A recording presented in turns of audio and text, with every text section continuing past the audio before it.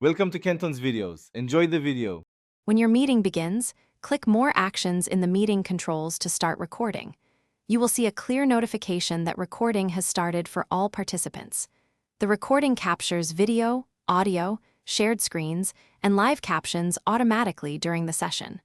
Always announce that you are recording and get consent from participants before continuing.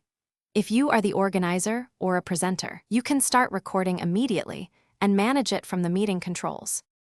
Only organizers and presenters have the permission to start and stop recordings in Teams meetings. Attendees cannot start a recording unless promoted to presenter by the organizer. You must announce the recording and obtain verbal consent from everyone before you begin.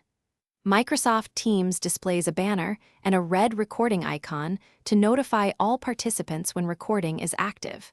If someone objects, stop the recording immediately and address the concern either privately or by pausing the meeting.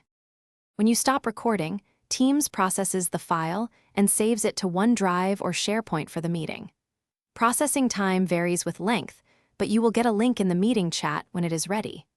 To stop recording, click More Actions, then stop recording before ending the meeting. After processing, share the recording by posting the link in chat or by configuring view permissions in OneDrive or SharePoint. Manage access for individuals or groups using standard file sharing controls. Thanks for watching. Consider subscribing if we helped you.